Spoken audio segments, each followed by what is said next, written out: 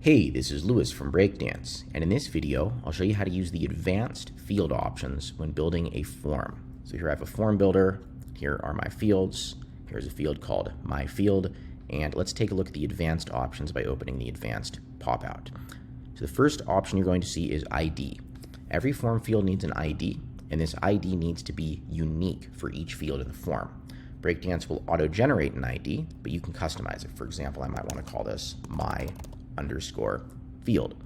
And this ID is going to be referenced in various places. For example, let's say I scroll down to Actions and I go edit the email action. When I'm composing my email and I click plus here, the ID I set there is going to appear here. So if I want to display my field, I would do it like that using the ID. Okay, let's go back to the form fields. Let's open the advanced pop-out. And the next option you'll see is the value. So that's going to be the default value of the field. I could type in my value here, and we'll see that that appears in the form by default.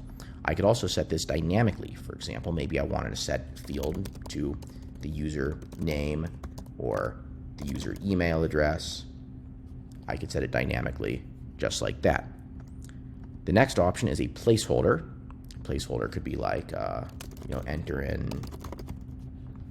enter in something, and then you'll see the placeholder appears in the field. It's not a value. It wouldn't be included with the form submission if the user doesn't type something in.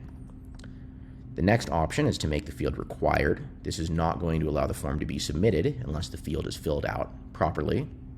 So let's enable that, and we'll get a little asterisk next to the field. The next option is width. Breakdance uses a 12-column layout for forms, so the width can be anywhere between 2 and 12. 1 would be too narrow. You could set it to 1, but you probably don't want to. But let's go ahead and set it to 6 to make it 50% width.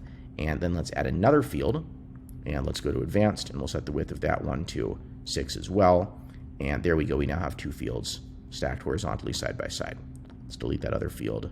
And let's set the width back to 12, or just clear it out for a full width form field.